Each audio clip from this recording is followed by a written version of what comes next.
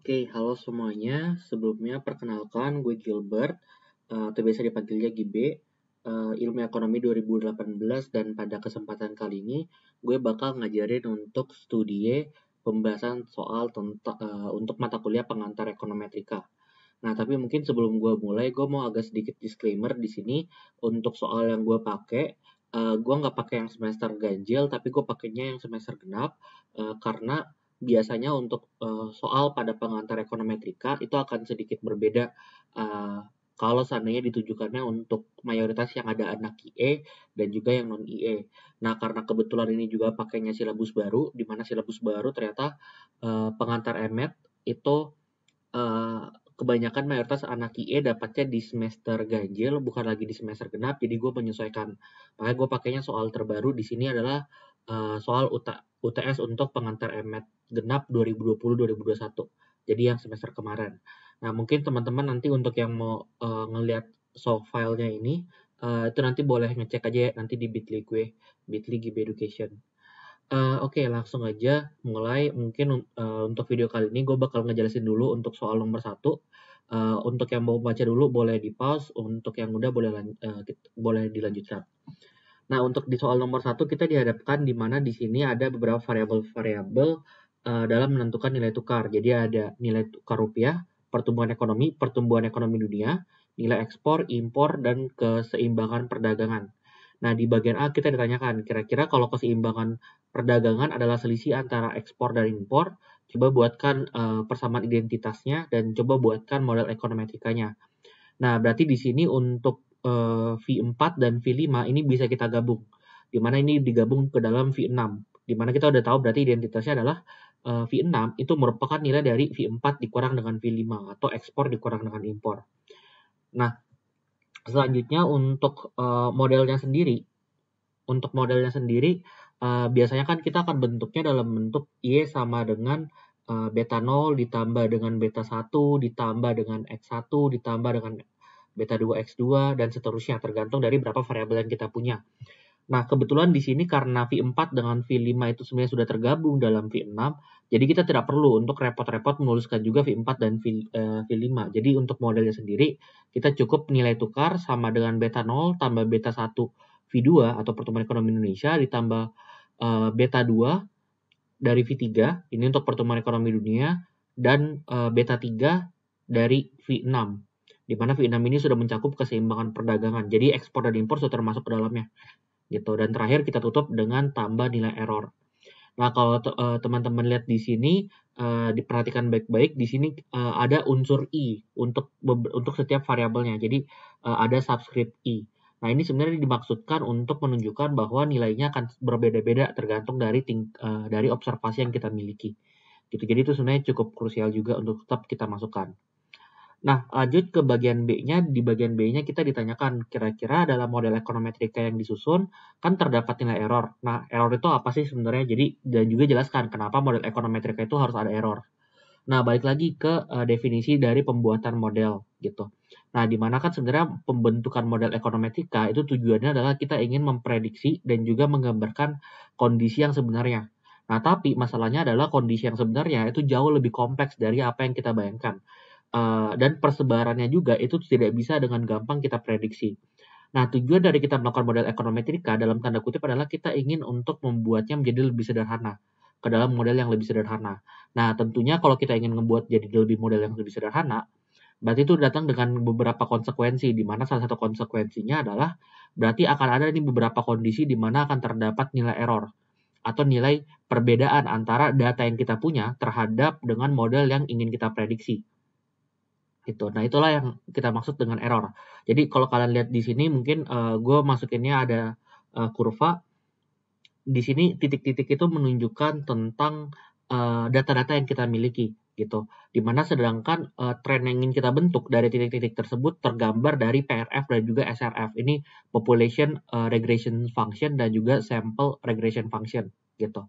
Nah, sebenarnya model yang paling baik itu adalah model yang population regression sample karena dengan population regression sample itu mencakup dari seluruh observasi yang ada di populasi gitu. Jadi ini model yang terbaiknya gitu. Nah, berarti jarak dari masing-masing titik tersebut terhadap si PRF ini nunjukin tingkat error yang sebenarnya gitu. Nah, tapi balik lagi sebenarnya ada beberapa kondisi di mana kita tidak bisa untuk survei semua populasi gitu. Jadi kita hanya akan mengambil sampel. Nah, akhirnya dengan melakukan sampel tadi, maka hasil regresinya kita nggak bisa dapat dengan pasti PRF. Maka terkadang kita dapatnya SRF atau sample regression function gitu. Nah, berarti sebenarnya jarak dari si titik tadi terhadap si SRF ini juga termasuk nilai error. Di mana nilai error ini adalah nilai error cap jadinya. Jadi beda antara nilai error yang sebenarnya dan nilai error dari error cap gitu. Oke, nah ini kita bisa lihat juga sebenarnya dalam model ekonometrika salah satunya metode OLS, di mana yang kita tahu ini adalah ordinary least square. Gitu. Di OLS sendiri sebenarnya tujuan dari ngelakuin ini ya kita ingin membentuk satu model linear sederhana yang dimana nilai errornya bisa seminimum mungkin. Untuk di soal ini kita mendapatkan soal di mana kita diberikan beberapa pilihan persamaan-persamaan. Terus kita ditanyakan kira-kira dari berikut ini manakah yang dapat diestimasikan menggunakan metode OLS gitu.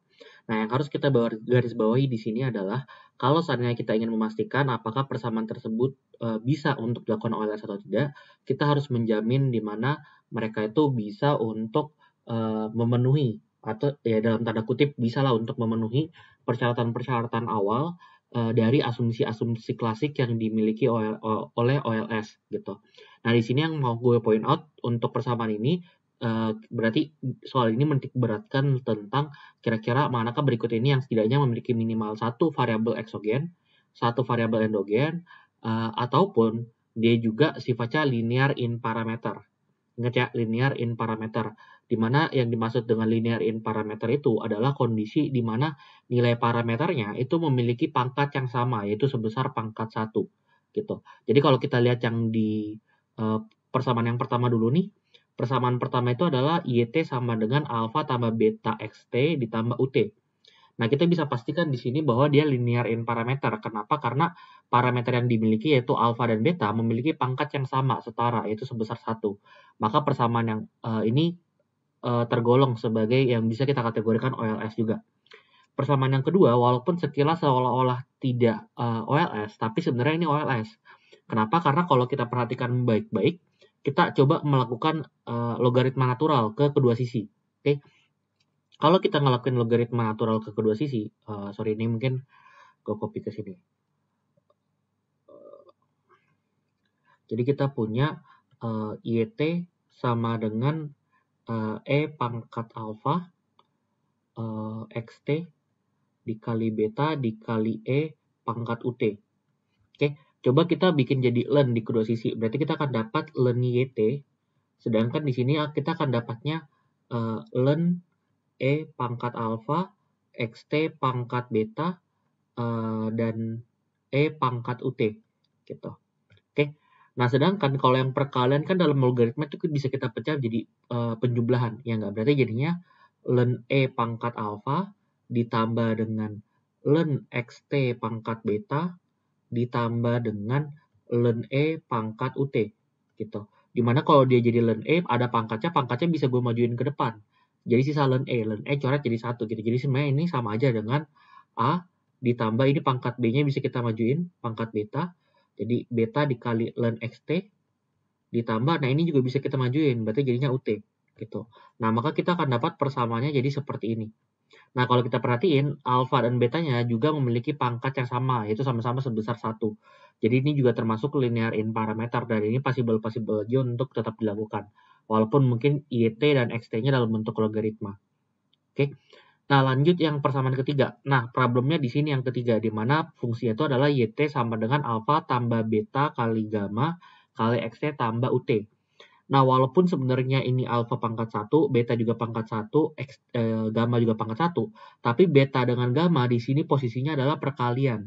Gitu, perkalian, bukan penjumlahan. Sehingga sebenarnya dalam blok ini, karena dia sama-sama parameter, jadi bisa kita gabungkan jadi 2, gitu. Nah, ini sudah tidak linear in parameter, karena di sisi yang alfa tadi, dia pangkatnya cuma pangkat 1, sedangkan di yang kotak kedua nih, ini pangkatnya ada pangkat 2, gitu, karena parameter kali parameter. Jadi untuk A3, ini tidak termasuk dalam OLS gitu.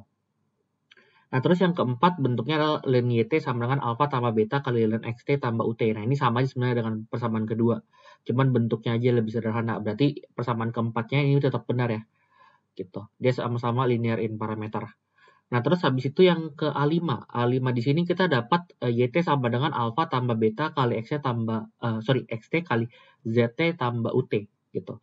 Nah, dalam kondisi ini tidak apa-apa sebenarnya kalau seandainya variabelnya yang saling melakukan perkalian. Karena yang jadi concern kita kan sebenarnya adalah pangkat dari parameternya aja gitu. Jadi selama pangkat dari parameternya tetap setara sebesar 1, nah itu masih boleh-boleh aja gitu. Nah, kondisi ini yang biasa kita sebutnya sebagai variabel interaksi. Jadi XT dikali dengan ZT itu maksudnya adalah X dan Z itu saling berinteraksi gitu. Oke. Lanjut ke poin B. Di bagian B kita ditanyakan kira-kira turunan estimasi OLS untuk koefisien alfa dan beta untuk persamaan A2 tadi coba dilakukan gitu. Jadi coba kita ngelakuin turunan. Jadi prosesnya juga sebenarnya sama kayak tadi. Jadi persamaan tadi coba kita lakukan kayak gini tadi, maka kita akan dapat turunannya adalah sebesar segini gitu. Nah, ini bisa kita lakuin interpretasi gitu. Salah satu interpretasinya adalah kita bisa tahu bahwa interceptnya adalah sebesar alfa. Yang berarti kalau seandainya ln XT ini nilainya sebesar 1, sebesar 0, maka berarti ln YT itu akan sebesar alfa gitu. Oke, dan sedangkan beta ini juga bisa kita interpretasi, di mana sebenarnya beta ini kan kayak nilai slope-nya gitu, hasil koefisiennya. Berarti sebenarnya untuk cari beta itu bisa aja dengan cara, ini harusnya dengan cara menurunkan ln YT terhadap ln XT gitu. Dimana sebenarnya kondisi ini sebenarnya setara aja dengan kalau seandainya kita mau cari delta Y dalam persentase dibagi dengan delta X dalam persentase gitu. Jadi kita beta itu bisa kita interpretasikan bahwa kalau seandainya X mengalami peningkatan sebesar 1%, maka Y akan meningkat sebesar beta persen gitu. Oke. Nah, lanjut ke bagian C. Nah, jujur untuk bagian C ini akan sedikit panjang, di mana kita ditanyakan kira-kira apa sih itu BLUE atau Best Linear Unbiased Estimator, dan kira-kira apakah koefisien yang kita dapatkan dari yang B tadi itu termasuk sudah BLUE atau tidak. Jadi si beta ini yang jadi fokus utama. Oke. Nah, mungkin di sini kita harus jelaskan dulu BLUE itu apa sih sebenarnya. Jadi BLUE itu adalah salah satu syarat yang kepanjangan tadi ya sesuai Best Linear Unbiased Estimator gitu. Dimana kondisi ini ingin memastikan apakah OLS yang sudah kita dapatkan itu sudah bersifat linear, sudah nggak bias, dan kalau seandainya udah terpenuhi itu kira-kira apakah ini estimator terbaik atau tidak gitu. Jadi kalau seandainya kita urai nih dia BLUE, ini tadi best, ini tadi linear, dan ini tadi unbiased, maka kita akan coba ngecek dulu apakah kira-kira dia linear atau tidak gitu. Kalau dia udah linear kita cek lagi apakah dia unbiased atau tidak. Dan kalau dia udah unbiased baru terakhir kita akan ngecek apakah dia best atau tidak gitu. Nah, karena dia harus memenuhi 7 asumsi klasik, ini BTW agak sedikit disclaimer, biasa yang umumnya sebenarnya ada 7, cuman gue taunya ada beberapa kelas tertentu yang mungkin di dosennya ngajarinnya bisa sampai 10. Nah, jadi ini gue bikinnya sampai 10 aja. Yang pertama itu adalah linear in parameter. Mungkin untuk penjelasan lebih lengkapnya nanti bisa lo baca lagi buku Gujarati. Tadi udah dijelasin ya untuk linear in parameter. Intinya pangkat dari si parameternya harus sama setara, yaitu sebesar 1. Nah, ini yang nggak bisa yang di sebelah kanan ini mungkin lo lihatnya ini contoh pelanggarannya, sedangkan yang sebelah kiri ini asumsi dasarnya. Yang kedua itu adalah fixed independent variable atau biasa kita bilangnya independent X terhadap error. Nah, itu nanti akan ditandain dengan nilai dari covariance, di mana covariance dari X terhadap error ataupun mungkin sebaliknya itu harus sebesar 0, yang berarti menunjukkan tidak ada hubungan antara variabel X dan juga error. Nah, terus yang ketiga itu adalah zero mean of error, di mana zero mean of error ini akan ditunjukkan dengan nilai dari expected error itu yang sama dengan 0, yang berarti menandakan bahwa kalau ada ataupun tidak adanya si error tersebut, maka tidak akan mempengaruhi model secara signifikan gitu. Nah, biasanya untuk identifikasi si zero mean of error ini, kita akan lihat signifikansi dari nilai konstanta. Kalau konstanta yang masih signifikan, berarti ada indikasi masih terkandung nilai X yang cukup penting tapi nggak dimasukkan ke dalam model, tapi dimasukkan gitu ke dalam errornya. Oke. Nah, terus selanjutnya kita untuk asumsi keempat ada homoscedasticity, di mana homoscedasticity ini mau nunjukin bahwa harusnya nilai variance dari error itu konstan untuk seluruh observasi gitu. Nah, nanti ditandainya kalian bisa lihat nih untuk yang homoskedastisitas dan yang hetero. Kalau yang homoskedastisitas nanti nilai sigma dari si variansnya itu ya udah kayak gini aja gitu, nggak ada huruf i-nya. Sedangkan kalau ada huruf i itu berarti dia hetero. Karena kalau ada huruf i itu berarti menandakan bahwa untuk setiap observasi itu memiliki nilai variance error yang berbeda-beda gitu. Nah ini gue nggak tahu sih saat ini sebenarnya masih tetap diajarkan untuk membentuk gambarnya atau enggak. Cuman kalau saran dari gue kayak harus tetap lo gambar juga. Nah terus yang kelima ada juga no autocorrelation between error. Atau biasa kita sebutnya no autocore. Ini intinya mau ngejelasin bahwa nilai error di dataset yang pertama dan dataset kedua itu nggak boleh punya hubungan sama sekali. Nah biasanya ini lebih seringnya terjadinya nanti di time series gitu, data time series. Nah, yang keenam ini sebenarnya adalah gabungan dari homoskedastisitas dan yang zero mean value of error. Di mana kalau asumsi ketiga dan keempat ini terpenuhi, maka dengan otomatis sebenarnya asumsi nomor 6 terpenuhi. Di mana nomor 6 ini mau bilang bahwa nilai error itu harusnya terdistribusi secara normal. Di mana terdistribusi dengan normalnya berarti expected value-nya itu harus sama dengan 0 dan untuk nilai variance-nya itu harus konstan gitu. Oke. Nah, terus untuk yang ketujuh itu adalah no perfect multicall. Jadi intinya no perfect multicall itu adalah antara satu variabel independen dan variabel independen yang lainnya itu nggak boleh punya hubungan yang sempurna. Gitu. Hubungan sempurna itu maksudnya kayak gini. Jadi let's say lo punya X1 dengan X2 ini sama-sama variabel independen nih. Lo X1-nya 1, 2, 3, 4. Tiba-tiba X2-nya ini 2, 4, 6, 8. Nah, kalau lo perhatiin ini terbentuk dengan sempurna hubungan. Di mana seolah 2 dikali dengan X1 itu sama dengan X2 gitu. Dan ini nggak boleh terjadi gitu. Ini setidaknya harus no perfect multicall. Nah, terus ini beberapa syarat-syarat tambahannya aja sih sebenarnya kayak no specification bias, nilai n itu harus lebih besar daripada k, dan juga variance dari variabel independen variabel independennya kalau bisa ada variasinya gitu. Nah, nilai variasi itu maksudnya adalah nanti nilainya itu contoh nih lo punya variabel x gitu, maka nilai x itu nggak boleh monoton cuma 2 gitu atau monoton cuma 5, harus bervariasi gitu. Nah itu beberapa asumsi-asumsi klasiknya. Nah sebenarnya kalau seandainya lo udah ngejelasin si 7 asumsi klasik ini sebenarnya udah bisa sebenarnya untuk dapat bobot 8 poin ini. Walaupun mungkin masih agak sedikit abstrak, kita masih belum bisa membuktikan secara pasti apakah memang benar si koefisiennya itu sudah base atau sudah blue atau tidak gitu. Nah, tapi biasanya untuk dosennya cukup maklumin sih, jadi kayak kalau cuma nyebutnya sampai 10 sudah oke sebenarnya. Nah, tapi sebenarnya kalaupun nanti lo butuh untuk penjelasan lebih lanjut, lo bisa ngejelasinnya pakai yang namanya Gauss-Markov Theorem. Jadi Gauss-Markov Theorem ini adalah salah satu teorema yang dipakai untuk deskripsikan apakah suatu model itu sudah blue atau tidak. Nah, pertama kita akan estimasi dulu dari yang linear. Dimana, sorry ini gue agak perlebar aja deh, biar lebih kelihatan. Dimana syarat parameter tersebut kita katakan linear, itu kalau seandainya nilai dari, sorry ini harusnya, ini beta 0 sama beta 1-nya harus merupakan angka, bukan merupakan fungsi. Atau dalam kondisi ini berarti nilai alfa dan nilai beta itu harus angka, bukan fungsi. Gitu. Dimana dia akan dikatakan sebagai angka kalau seandainya ternyata hasil akhirnya ternyata membentuk sigma konstanta dikali dengan nilai YT-nya. Gitu. Oke. Nah, kita bisa lihat dulu, ngecek dulu nih untuk yang alfa dulu nih. Untuk yang alfa di sini bisa kita katakan linear karena apa? Karena kan balik lagi nih kita punya persamaan tadi adalah ln YT sama dengan alfa tambah beta ln XT ditambah dengan UT. Berarti kalau seandainya gue mau cari alfa itu ini UT-nya gue kesampingkan dulu deh. Jadi UT-nya nggak ada dulu. Oke. Nah, kenapa nggak ada? Karena yang gue mau coba cek dulu apakah dia linear atau tidak itu adalah nilai dari cap-nya. Gitu. Jadi nilai cap dari si alfanya dan betanya. Gitu. Jadi UT-nya hilang. Nah, berarti si alpha cap ini sebenarnya sama aja dengan ln YT dikurang dengan beta cap ln XT.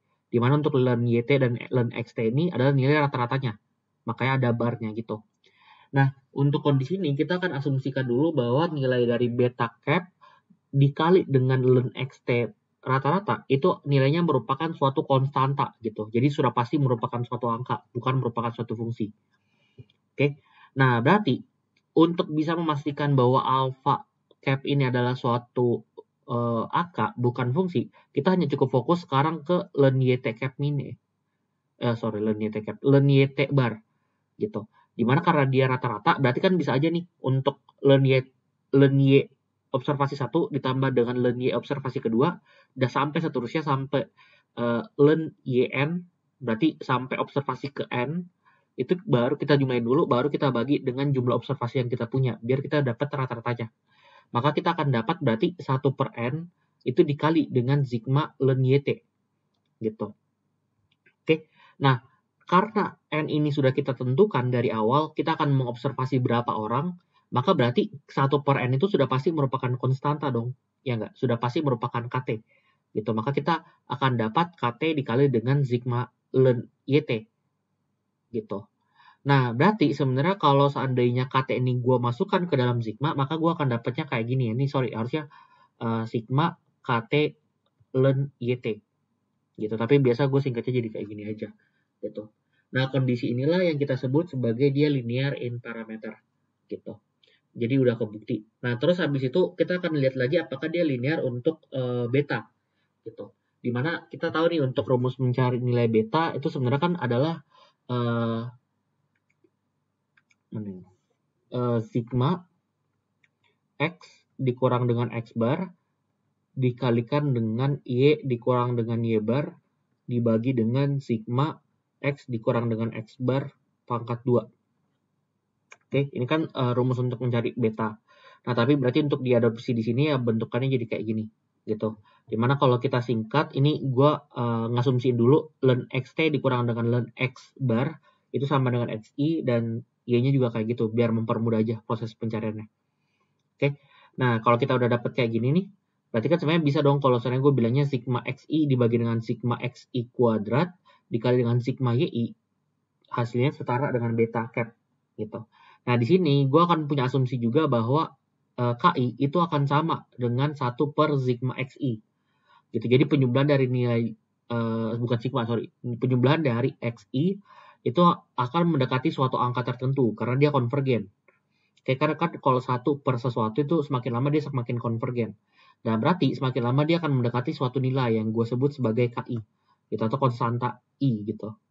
Oke, nah berarti persamaan ini bisa dong gue singkatnya jadinya sigma KI dikali dengan YI gitu. Dimana YI itunya adalah ln YT tadi gitu.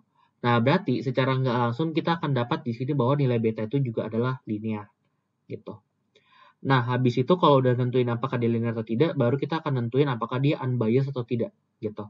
Nah syarat biar kita bisa katakan dia unbiased itu adalah nilai estimate dari si cap-nya itu harus setara dengan nilai alpha. Dan gitu juga dengan nilai beta. Jadi secara konsep itu sama dengan SRF dengan PRF. Kita akan menganggap si SRF ini tidak bias kalau seandainya nilai dari cap-nya itu mendekati kondisi yang sebenarnya. Gitu. Atau setidaknya sama dengan yang sebelumnya gitu. Nah, itu yang kita berusaha untuk buktikan di yang unbiased. Gitu. Caranya gimana? Caranya kita cari dulu nih, expected dari nilai alpha. Oke, expected nilai dari nilai alpha cap. Ini kan berarti tadi kita udah tahu nih, alpha cap itu ternyata sama dengan sigma KTYT. Oke, jadi gue masukin aja KTYT gitu. Dimana sebenarnya untuk YT-nya tadi itu merupakan, ini kan YT-nya itu kan sebenarnya ln ini kan sebenarnya ln YT yang gue maksud gitu. Oke, dimana ln YT itu kan sebenarnya sama aja dengan alpha tambah beta dikali ln xt ditambah dengan errornya. Oke, nah KT-nya di luar nih gitu. Nah berarti kalau KT-nya ini gue kali masuk nih ke dalam kali pelangi nih, maka gue akan dapat kayak gini gitu strukturnya. Oke, nah di sini kita akan punya asumsi bahwa nilai dari sebelum itu mungkin ini dulu deh. Nilai alpha ini kan sebenarnya udah pasti nih. Jadi sebenarnya bisa dong gue keluarin dari nilai sigma. Nilai beta juga gue keluarin nih dari sigma. Oke, maka kebentuklah persamaan yang ini. Nah, sekarang kita akan punya asumsi bahwa nilai dari sigma KT itu akan mendekati angka 1. Kenapa? Karena coba balik lagi nih, kita tadi KT itu kita asumsikan nilainya sebesar berapa? 1 per N.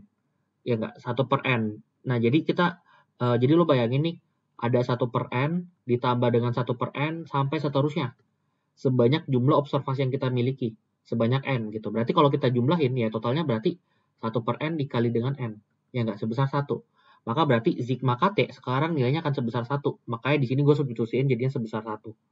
Gitu. Nah, selanjutnya kalau lo perhatiin di sini ada sigma KT dikali dengan ln XT. Gitu. Nah, di sini ini gue asumsikan nilainya adalah sebesar 0. Gitu. Nilainya sebesar 0. Sebenarnya ini kayak merupakan asumsi aja sih sebenarnya kenapa bisa di angkanya 0. Jadi untuk sementara ya dimaklumin aja gitu. Oke. Ya, betul. Oke, jadi ini cuma asumsi aja, maka ya udah sigma KT dikali dengan ln XT itu sebesar 0. Nah, di sisi lain, sigma dari KT dikali dengan UT itu juga nilainya akan sebesar 0. Kenapa sebesar 0? Karena ingat lagi, asumsinya adalah kalau seandainya dia ini adalah zero mean of error, maka harusnya expected value dari nilai error itu mendekati angka 0. Oke, asumsi yang keberapa tadi tuh ya? Yang ketiga, gitu. Maka harusnya kalau gua adaptasi ke sini, ngelakuin modifikasi, maka harusnya dia setara dengan 0. Jadi kalau kita udah masukkan, maka kita akan dapat ternyata nilainya itu setara dengan expected nilai alpha. Atau ya berarti sama aja dengan nilai alpha. Maka berarti dia sifatnya unbiased. Nah, gitu juga nanti dengan yang nilai B. Kalau nilai B di sini, kan tadi nilai beta itu setara dengan sigma KI-YI atau sigma KI dikali ln YT. Gitu. Dimana YT-nya tadi, ln YT ini tadi sama dengan jadi kan ln YT itu sama dengan nilai alfa ditambah dengan beta ln XT. Ya enggak? Jadi nanti nilai dari sigma KI-nya gue kali masuk juga ke dalam. Maka kebentuk lagi kayak gini gitu. Sama juga prosesnya, tapi bedanya sekarang adalah sigma KI itu nilainya akan setara dengan 0. Kenapa? Karena ingat ke dalam perhitungan beta ini tadi, gue asumsinya KI-nya udah bukan 1 per N, tapi nilainya adalah 1 per sigma XI. Gitu. Jadi kalau misalnya dia 1 per sigma XI,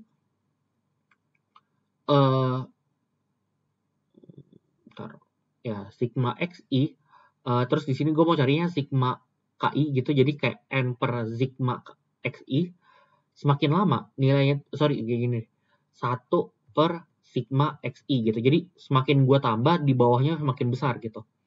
Jadi 1 dibagi dengan sesuatu yang mendekati infinity gitu. Jadi 1 per infinity kan semakin lama dia semakin mendekati angka 0. Gitu. Maka sigma KI-nya gue jadiin 0. Gitu. Nah, di sisi lain, untuk sigma KI dikali dengan ln XT, itu kita akan asumsikan dia nilainya adalah sebesar 1. Gitu. Karena balik lagi, KI-nya tadi kan adalah 1 per sigma XI gitu. Jadi semakin dia, XI ini di sini kan maksudnya adalah ln X ya sebenarnya maksudnya.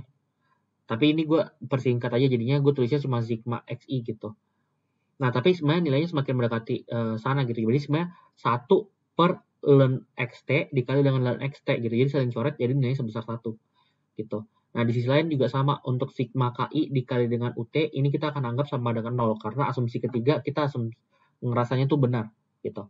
Jadi ketika kita udah masukin maka kita akan dapat berarti nilai dari expected beta ya nilai sebesar beta gitu. Jadi dia unbiased gitu. Nah, karena dia udah based dan dia udah linear dan juga unbiased, terakhir kita akan buktikan apakah dia based atau tidak. Tapi ini kita hanya akan khusus ke dalam nilai yang beta. Nah, di sini untuk yang base kita akan punya asumsi baru di mana sigma KI itu mendekati angka 0. Sigma KI dikali ln XT itu mendekati angka 1 dan KI UT itu udah bukan sama dengan 0 lagi. Gitu. Jadi kita coba ngelepas masing-masing asumsi-asumsinya. Gitu.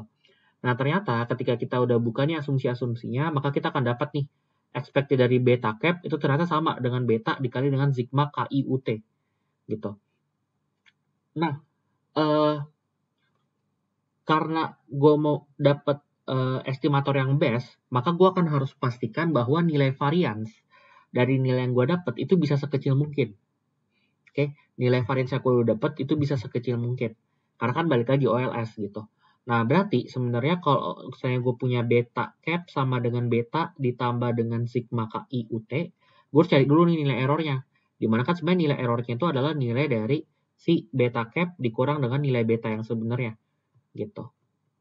Oke, jadi ini adalah nilai errornya. Nah, kalau gue mau cari variansnya, berarti ya ini tinggal dipangkatkan 2 aja, terus dibagi dengan n gede, gitu. Maka gue akan dapat nilai variansnya sebesar segini, gitu. Nah, ini yang nantinya akan kita uji sebenarnya dalam sini, gitu. Jadi coba kita masukkan, maka kita akan dapat nilainya sebesar segini. Oh, ternyata di sini kita dapatnya sigma kuadrat, gitu. Yang berarti ini juga menunjukkan dia sifatnya homoskedasisitas. Elasticity.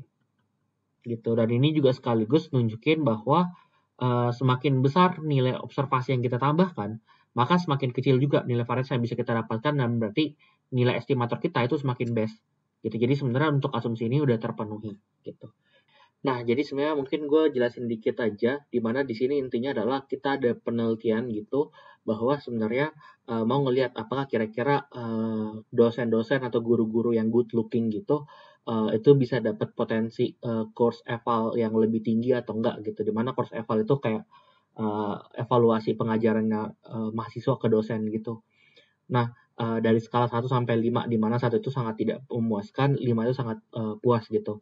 Nah, hipotesis awalnya itu adalah ngiranya kayaknya nih untuk dosen-dosen atau pengajar-pengajar yang good looking gitu, yang penampilan fisiknya bagus, itu punya kecenderungan untuk mendapatkan nilai lebih tinggi gitu.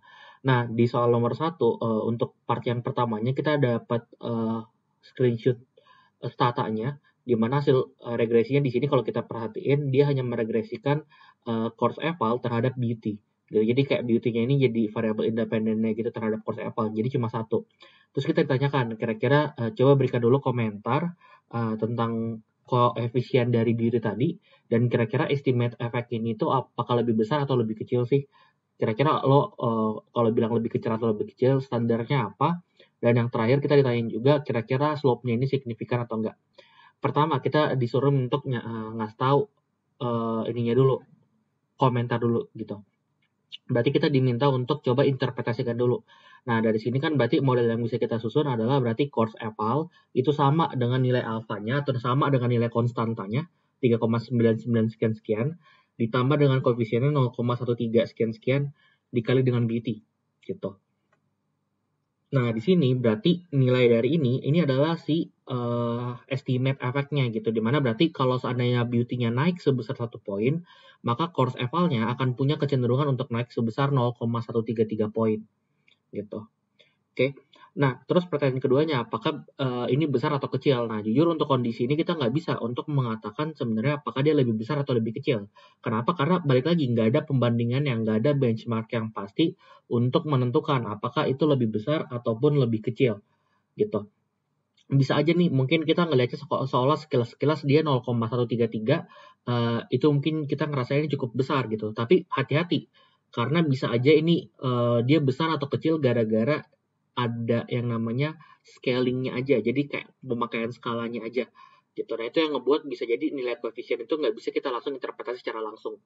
Nah, yang paling possible adalah kita coba bandingin dulu nih dengan interval dari si course eval-nya gitu. Walaupun tantangannya 1 sampai di sini kan bilangnya 1 sampai 5 ya gitu. Tapi kita nggak tahu secara rata-rata dan kira-kira secara standar deviasinya dia adanya di sekitaran angka berapa gitu. Jadi kita nggak bisa dulu nih untuk mengestimasi kira-kira pastinya kayak gimana.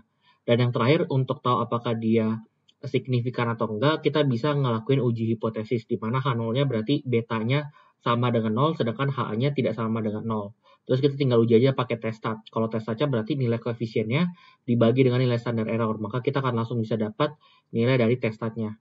Terus kita bandingin aja dengan take rate-nya, di mana untuk take rate berarti kita pakainya standar yang biasa 5%, karena ini dia sifatnya two tail, berarti 5%-nya dibagi 2. Dan untuk degree of freedom-nya kan rumusnya adalah N kurang K, berarti jumlah observasi yaitu 463 orang, dikurangi dengan K. K itu berarti jumlah parameter. Parameternya ada 2, ada beta 0 sama beta 1. Ya enggak? Ada konstanta, ada beauty. Itu berarti tinggal 463 kurang 1, kurang 2, sorry. Nah, berarti jadinya 461. Maka kita akan nanti tinggal cari aja, maka dapatnya 1,965 gitu. Nah, kita bisa lihat di sini testatnya lebih besar daripada take rate-nya. Berarti ini sifatnya reject H0. atau bisa kita katakan dia signifikan. Atau kalau saya nggak mau pakai cara itu juga bisa, kita langsung lihat aja dari p-value-nya. Jadi BUT-nya ini p-value-nya 0,00 sekian. Nilainya lebih kecil dari 0,05, berarti udah bisa kita anggap dia signifikan gitu. Oke. Lanjut ke soal selanjutnya. Di bagian B-nya dia nanya tentang coba berikan prediksi Anda kalau seandainya ada dua orang nih, ada si Smith dan ada si Black. Kalau seandainya Smith ini dia memiliki nilai BUT yang sebesar rata-ratanya, yaitu seperti 4,75 kurang 0,08 ini.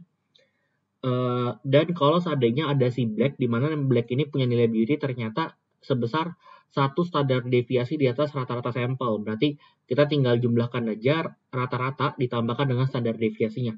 Gitu, maka kita akan dapat sebesar segini. Nah, yaudah ini sebenarnya tinggal kita masukkan aja ke dalam model estimasi sebelumnya, di mana kalau sebelumnya kita punya nilai fungsi estimasi kayak gini, ya tinggal masukin aja nilai BUT-nya tergantung dari si Smith sama Black. Maka kita akan dapat masing-masing memiliki nilai segini gitu. Nah, bisa kita simpulkan berarti estimasi awal kita adalah course eval yang dimiliki oleh si Black itu cenderung lebih besar daripada Prof Smith gitu. Oke. Lanjut ke bagian soal nomor 2-nya, di mana di nomor 2-nya kita dikasih lagi screenshot statanya, tapi di sini bedanya adalah dia ngelakuin regresinya bukan terhadap beauty aja, tapi ditambahkan dengan yang lainnya, seperti intro, one credit, female, minority, English, dan segala macamnya. Nah, ini untuk variabel-variabel lainnya itu yang kita sebut sebagai variabel kontrol, gitu. Oke, jadi variabel-variabel yang bisa aja juga mempengaruhi variabel Y, tapi bukan menjadi variabel utama untuk kita analisis. Nah, itu disebutnya berarti variabel kontrol. Nah, kita diminta untuk coba bandingkan hasil regresi yang tadi ini sebelumnya nomor 1 yang cuma 1 dan yang sekarang. Kira-kira mana yang lebih baik dalam menunjukkan hubungan antara course eval sama beauty gitu. Nah, dari sini kita bisa lihat secara sekilas di kondisi ini sebenarnya korelasi antara beauty dan juga terhadap course eval itu tetap signifikan karena nilai p-value-nya masih 0,000 sekian-sekian gitu.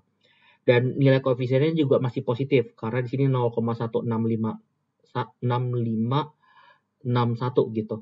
Oke. Dan di sini koefisiennya masih berarti cenderung lebih besar daripada sebelumnya karena sebelumnya 0,133 gitu. Oke. Nah, tapi untuk mengetahui model mana yang lebih bagus itu pertama kita akan lihat dulu dari adjusted R-square-nya. Nah, di sini hati-hati karena kita nggak pakai R-square tapi kita pakainya adjusted R-square. Kenapa? Karena di model kedua ini jumlah koefisiennya lebih banyak daripada model 1. Jadi ada kecenderungan R-square-nya lebih tinggi. Nah, untuk menyesuaikan itu makanya kita lihatnya adjusted-nya. Di sini adjusted-nya 0,1435. Sedangkan yang sebelumnya ini adalah sebesar 0,0336 gitu. Yang berarti model kedua memiliki adjusted R-square yang lebih besar gitu. Yang berarti sebenarnya model 2 lebih bagus gitu. Nah, tapi kalau kita perhatiin di sini kita ditanyakan, coba lihat dari model regresinya, apakah dia melanggar zero condition mean assumption atau tidak gitu. Nah, balik lagi ke penjelasan awal gue di mana kalau seandainya kita ingin tahu nih zero mean value of error, salah satu indikasinya itu sebenarnya kita bisa lihat aja dari konstanta. Apakah konstanta ini sifatnya signifikan atau enggak gitu. Ternyata kalau kita perhatiin di sini untuk model pertama dari konstantanya dia signifikan. Yang berarti sebenarnya masih ada nih variabel X yang sangat signifikan mempengaruhi model, tapi tidak dimasukkan ke dalam model, sehingga dia masih terinclude masuk ke dalam konstanta, yang membuat makanya konstantanya disignifikan. Gitu. Harusnya kalau seandainya nggak ada lagi X yang terkandung dalam konstanta, maka seharusnya nilai konstanta itu nggak boleh signifikan terhadap nilai modelnya. Gitu, yang berarti menunjukin dia zero mean value. Gitu. Oke. Nah, berarti model 1 kurang nih gitu. Model 2 gimana? Oh, ternyata model 2 juga masih sama. Dia masih sama-sama juga masih menunjukkan adanya kesalahan dalam asumsi ini gitu. Tapi kalau kita perhatiin baik-baik sebenarnya di nilai konstanta dia masih untuk yang model kedua dia masih lebih baik daripada model yang pertama gitu. Nah, kita bisa perhatikan dari si nilai testatnya.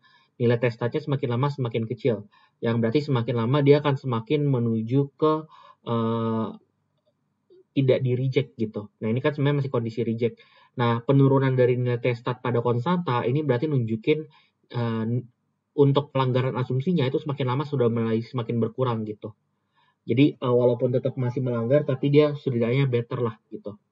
Oke, nah untuk soal nomor 3 kita ditanyakan kira-kira kalau seandainya mempertimbangkan nih untuk memasukkan variabel age, umur gitu, kira-kira worth it nggak sih untuk dimasukkan ke dalam model? Nah, untuk jawaban pertama bisa kita anggap dia worth it untuk masuk, perlu. Kenapa? Karena sebenarnya kalau kita perhatiin tadi masih ada variabel penting yang bisa jadi terinclude dalam konstanta gitu. Nah, salah satu dugaannya adalah age itu masuk ke dalam sana gitu. Nah, karena bisa aja nih age itu semakin muda.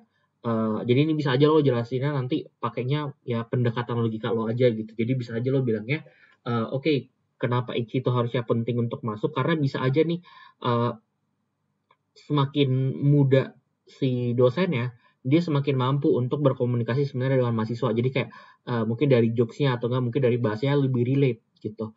Sehingga jadinya lebih nyambung. Makanya bisa jadi dapat skor eval yang lebih tinggi. Gitu. Semakin dia tua, semakin beda nih rentangan generasinya. Sehingga bisa aja mendapatkan course eval yang semakin jelek gitu. Bisa aja. Jadi ada beberapa hipotesis-hipotesisnya yang berarti itu cukup worth it. Nah, terus bagian B, kita ditanyakan, kira-kira kalau seandainya lo mau masukin variable age, lo mau masukinnya variable age aja atau variable age square gitu. Dan kira-kira apakah berguna kalau seandainya kita tambahin gitu. Jadi, kalau seandainya lo bayangin nih, let's say kita punya Y sama dengan alpha gitu tambah beta, ya X lainnya tadi, ditambah dengan gamma nih, gamma H. Nah, kita ditawarin model kedua, di mana model keduanya gimana kalau seandainya kita tambahinnya bukan cuma H, tapi kita tambahinnya mungkin ini lambangnya gue ini deh. Kita ditambahin model H square gitu. Kira-kira lebih worth it yang mana sih? Gitu. Nah, ini jawabannya tergantung. Karena ada beberapa kondisi model yang better kita pakainya H doang, ada yang lebih better kalau seandainya kita pakainya H dan H square gitu. Kalau kita hanya pakai H doang, ini akan kita nunjukin bahwa sebenarnya hubungan antara H dengan si course eval itu sifatnya linear gitu. Jadi kalau H-nya naik sebesar 1, maka I-nya akan naik sebesar berapa gitu. Nah, tapi kalau kita tambahin H square, ini berarti asumsinya bahwa hubungan itu sifatnya non-linear gitu. Nah, dalam kondisi ini kita nggak tahu secara pasti yang lebih bagusnya yang mana gitu. Nah, tapi kita sebenarnya bisa untuk tahu nantinya gitu, tergantung dari nilai adjusted R square-nya. Jadi kita tinggal lihat aja adjusted R square-nya. Lebih bagus yang mana sih? Yang model 1 nih atau model yang kedua? Gitu, yang linear atau yang non-linear? Mana yang lebih tinggi gitu. Nah, tapi masalahnya adalah kondisi itu nggak bisa menjadi gambaran pasti kira-kira lebih berguna yang mana. Gue bilangnya belum pasti ya, maksudnya kayak tetap bisa lo gunain tapi bukan indikator utama gitu. Kenapa? Karena adjusted R square itu sebenarnya hanya untuk nunjukin bagaimana lo bisa mengcover si errornya itu. Jadi kayak gimana sih caranya model lo ini bisa mendeskripsikan kondisi yang sebenarnya gitu. Nah, lo tetap harus untuk tahu lebih worth it yang mana. Nah, untuk itu sebenarnya ada beberapa tes-tes yang bisa lo lakukan. Seperti tes untuk nested dan non-nested, atau nggak mungkin incremental atau marginal gitu-gitu. Pakai F-test gitu. Ataupun mungkin lo bisa ngelakuin yang namanya nanti Ramsey reset test gitu. Dimana Ramsey reset test ini kita coba ngebandingin juga tetap adjusted R square-nya tapi nggak secara langsung. Nanti akan ada rumusnya gitu. Jadi unrestricted dan restricted-nya gitu. Oke. Jadi di sini untuk soal nomor 4 sebenarnya masih melanjutkan deskripsi dari soal nomor 3. Cuman bedanya sekarang di soal nomor 4 kita sekarang diberikan hasil stata ketika kita menambahkan variabel H dan juga variabel H square gitu.